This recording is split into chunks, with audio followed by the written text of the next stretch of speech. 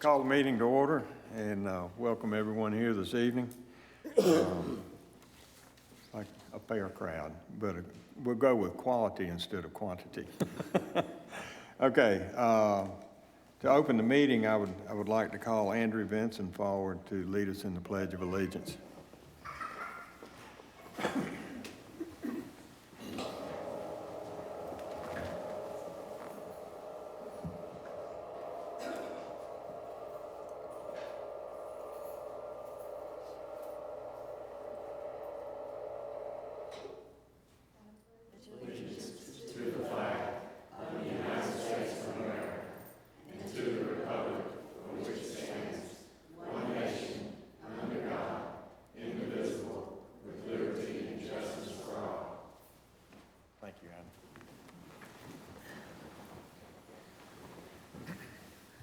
The next item would be the approval of the agenda.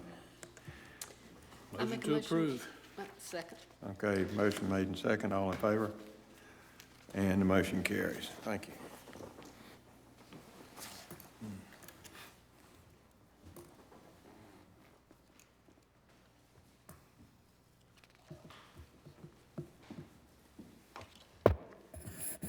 Each month, during the school year, we recognize a teacher and a student from one of the public schools here in town, and it's always a pleasure for me to do the recognition and read what was written about them.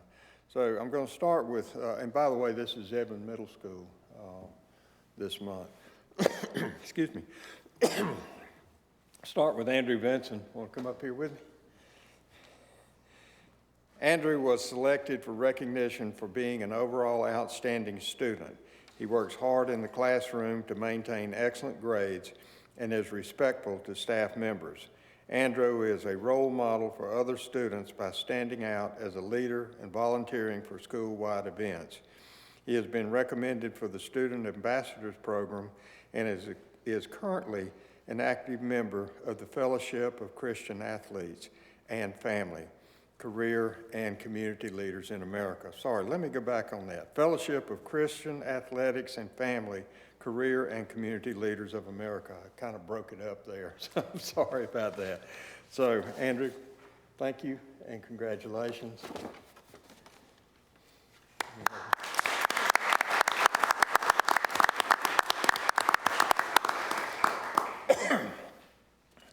The teacher this month is Barnann Creech.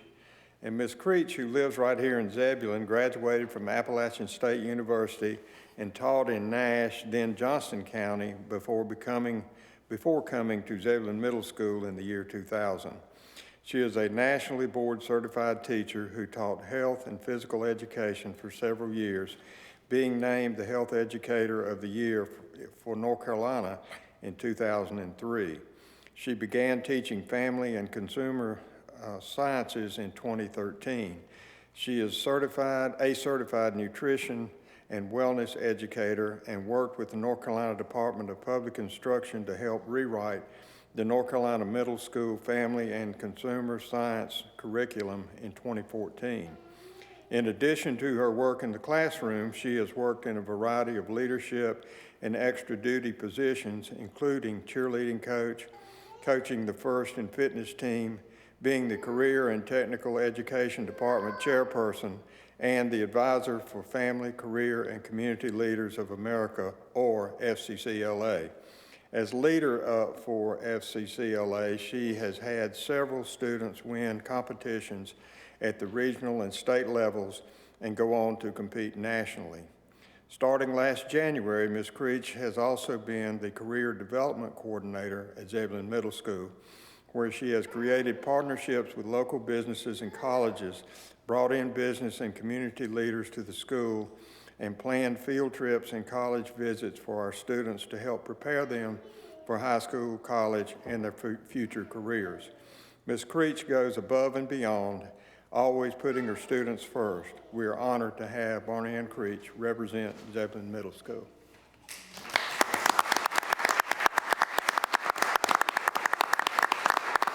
Thank you very much. Thank you.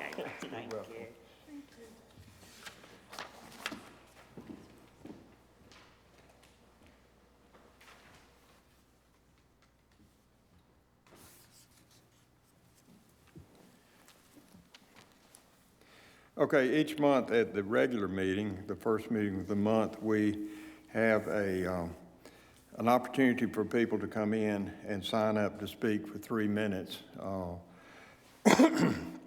This month, we have Denise Now that has asked to speak, so I'll ask for Denise to come forward.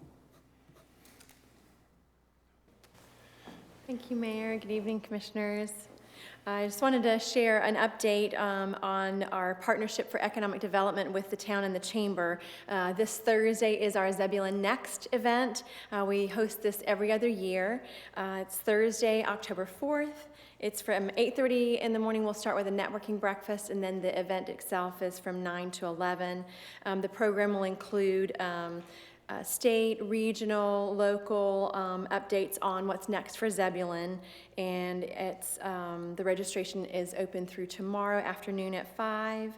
And then also wanted to update you on our continuing efforts for creating a vibrant downtown. We've had meeting number 2 for the Downtown Business Group. It was hosted this time by Carnell Taylor at Second Wind Computers. And after the meeting, there were 4 who said they wanted to be involved in some type of committee or leadership opportunity to help move the group forward, which is really great because we want to see that growth from the inside out.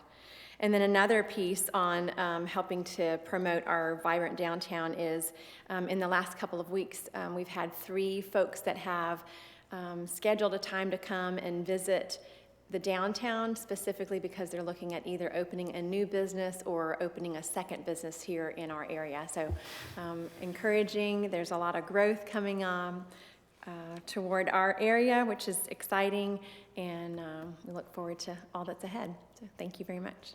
Thank you, Denise.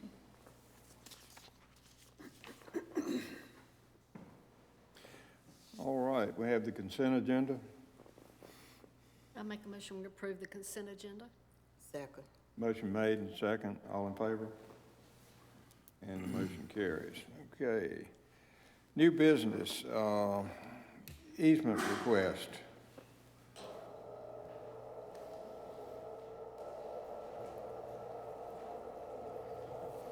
think this stuff's out of sequence in here. Good evening, Mayor, members of the board. We're here let me go ahead and advance the first slide. I had a little trouble.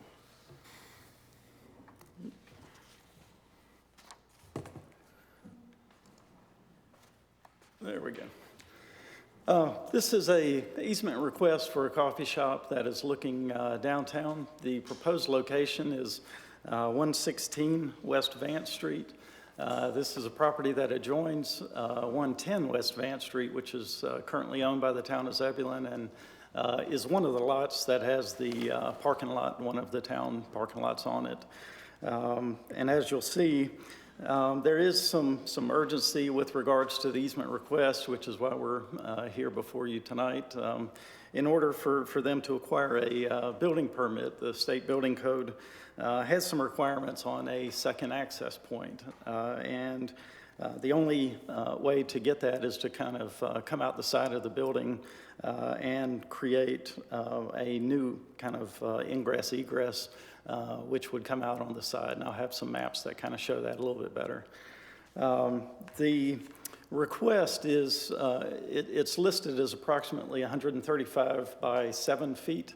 That 135 is the approximate length of the building and property line. 7 feet is going to be the width of the easement, so the approximate area is about 945 square feet. We would work with the town attorneys as well as the property owner on the actual easement language, description, meets and bounds, as well as the site plan and any construction requirements. So that is the property before you, and again, I'll have some kind of maps and such to go on. This is the current location of the property itself. This is one of the town's parking lots there on West Vance Street. This is North Arundel as you kind of head through downtown right before you hit the railroad tracks there. This is an aerial of the property showing the current location. The coffee shop would be using the front portion of this space. They wouldn't be occupying the whole building. It is a rather large space. And again, the town's parking lot is one of them. You have the access to the parking off of Arundel, but you also have the town parking lot that adjoins this property as well. It does have frontage on Vance Street as well as the alley that goes directly behind the property. And the side that we're looking at and talking about tonight would be along the eastern property of this building on the western side of the town's parking lot. This is a ground level view. Again, I put the space itself for the coffee shop would be toward the front of the building itself. And then this shows kind of the side of the building, which the next kind of site plan will give you a little bit better detail where the easement itself is going. But typically, we would want a little bit more space, but unfortunately, from the edge of the building to the back of the curb is about 7 feet. Again, we would kind of firm that up with the property owner as well as the attorney itself to get the placement of that. Certainly some relocation of landscaping is going to be needed to provide that access. But this is kind of a floor plan looking down. If you cut the building in half, this is the first floor. So this is the approximate location of the coffee shop itself. When the architect provided a couple submittals, there were a few different locations of the access that would come out on the side there. But 7 feet, again, runs pretty much the backside of this curb. So it is kind of the hatched area that runs the full extent of the property line, which terminates somewhere around where the curb starts curving back toward the alley there. On this one, again, the access point for the side is kind of provided there. I do have on this one, that access point would have been roughly right up here, but there were some proposals done. This being one that showed the access a little bit closer to Vance Street. But, you know, again, this shows the approximate square footage based on what the architect has submitted for, again, first floor, providing the majority of the use. Second floor, there is some likely storage or other use there, which totals, I think it's just under 1,900 or so square feet for the whole building. Again, this is kind of just a shot of all of the kind of talking points or areas that you may have questions about. Again, this shows that 7-foot easement, some access point, whether it's here or further toward Vance Street. I've highlighted both of the properties here, which shows that both the town as well as the property owner share pretty much the property to the extent all the way back to the alley. Again, this is a kind of street level picture of the building. What we would be looking at is the easement would run the full extent of the property line, so that way if this use were to extend into the back portion or if another business was to locate back there, we wouldn't have to come back before you to extend that easement. So while construction may be only for a portion of that, depending on how much access is needed or where that access point is, they would likely be constructing up to that point, but the easement itself would run to the alley. And if there's any questions, I'll be happy to answer. I just have a couple of curiosity questions. Is that rear section still used as warehousing? So this door is for the warehouse, not for the coffee shop? That's correct. The access for the coffee shop, the door access is here. There is, let me see, I think that is the main door for the back portion of the warehouse that kind of extends back, but my understanding is they're not using that portion. Right. I'm pretty familiar with that building. So. Along the side there, on the easement, will there be a sidewalk there, or what happens to the shrubs and that type of stuff? It would be roughly a 5-foot, it's a 7-foot easement, 5-foot sidewalks, so there would be a couple feet to play with, may put some low-growth landscaping in, depending on how it kind of fits in. And there may, depending on access, whether or not there's going to be access to the parking lot. So 5 feet of that roughly is going to be for the sidewalk itself. And that is an emergency exit, is that right? That's correct. At this time? Yeah. Yeah, okay. If the back part becomes, let's say another business or whatever, will that, you'll have to have some interest there on that part, will it not?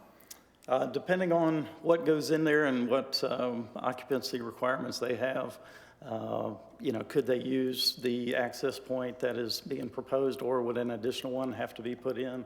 I think it would depend on the type of use and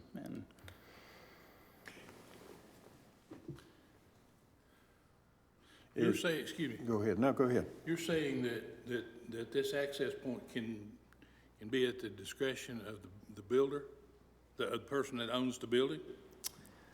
Again, the architect hasn't, to my understanding, fully completed the plans for the upfit of the space.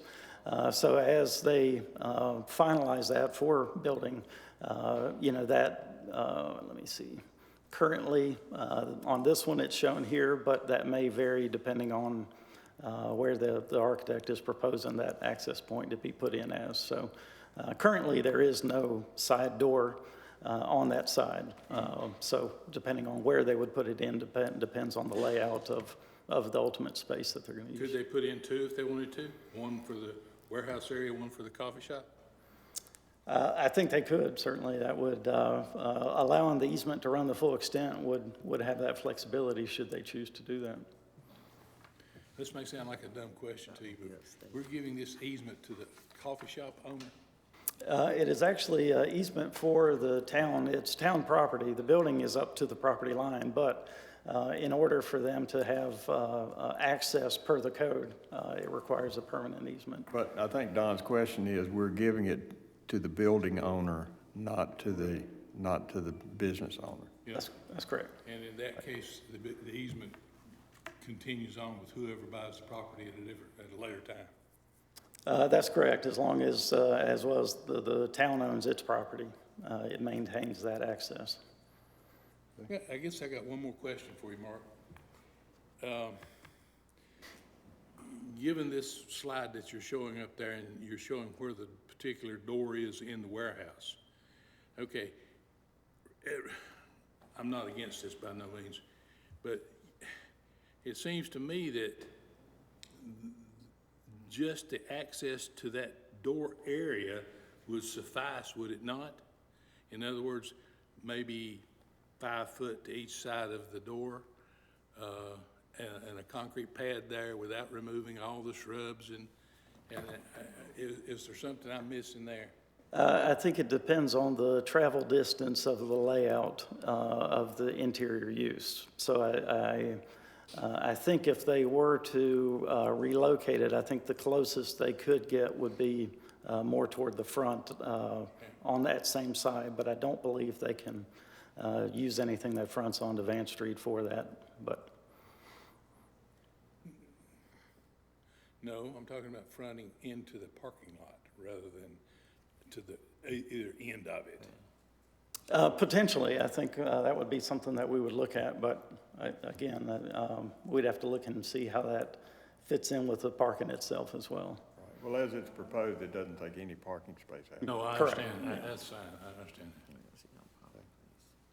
Other questions? What's your pleasure? I make a motion that we approve the easement request. Second. Motion made and second. Other comments or discussion? All in favor? And the motion carries. Thank you. Yep. All right. Public Works, Beaver Dam Creek Greenway. Good evening, Mayor, members of the board. Tonight we come in front of you requesting your approval for us to apply to Capital Area Metropolitan Planning Organization, further known as CAMPO, for a locally administered project program, better known as LAP, for grant funds in the amount of $866,265 to construct the Beaver Dam Creek Greenway. You may recall North Arundel Avenue is funded for the design and construction with a Campo grant. So we're going back to our friends at Campo requesting for some additional funds. Staff recently received its second grant toward the construction of Beaver Dam Creek Greenway in the amount of $90,230 from PARTF. As we are pleased and excited about receiving that grant, unfortunately it's not enough to construct the project. The LAP grant gives us another opportunity to seek funding to secure that construction funding for this project. We have attended the required training on August 20th. We made the pre-submittal deadline of September 10th. We had the opportunity to sit down with Campo staff, the federal staff, and NCDO staff on September 19th to review the project. And the final deadline for the grant application is 10/31. We feel like we have a strong application with the grant application being a 57% funding match of $1,140,000 and $1,140,230 is matching funds. We also feel like this is a really strong project due to it's a shovel-ready project. What do I mean by shovel-ready? It's been fully designed. It has all the permits in hand. We've secured all the easements. And it also provides a missing link, which is one of their major requirements for Campo. We're creating the missing link by tying sidewalks at Weaver's Pond to the sidewalks at Tarrant Lakes. And so that gives us additional credit and makes our application strong. This application is consistent with our comprehensive plan adopted in 2008, the Greenway Master Plan adopted in 2015, and your recently adopted 2030 Zebulon Plan. Tonight, staff recommends approval of Resolution 2019-10 to support our construction grant application to Campo. I'll be glad to answer any questions. Question? Okay. Motion to approve Resolution 2019-10. Second. Motion made and second. Other comments or discussion? All in favor? And the motion carries. Thank you, guys. Chris. Appreciate it. All right, board comments. Angie Jean, I'm gonna start with you tonight. You got anything? No. Okay. Beth? No. Bruce? Don? No, good. Dale? All right, well, that's what I call moving on. Manager's report. All right, so at running the risk of slowing y'all down, I've got 4 public service announcements. So this coming Saturday is the closing day of the Farm Fresh Market. From 9 to 1, will be a barbecue, booze, and brews is the theme. We'll have a pig picking and brews from our new friends, Koi Pond Brewing. Zebulon Night Out is Tuesday, October 9th. It'll run from 6 to 9, and it'll be on the front lawn here at Zebulon Town Hall. As you've seen in years past, come out and enjoy the games and the fellowship and the food. Next family movie night at Zebulon Community Center is Friday, October 12th at 7 p.m. Wonder, starring Julia Roberts, will be the featured film. And as always, the movie and the popcorn are free. And last but not least, Trunk or Treat will be conducted at the Zebulon Community Center on Friday, October 26th from 5 to 7. As Greg Johnson says and does, come dressed in your Halloween costume for treats and fun. Thank you. Thank you, Joe. All right, we have a closed session as permitted by North Carolina General Statute 143-318.11A4 for the purpose of discussing economic development. Is there a motion?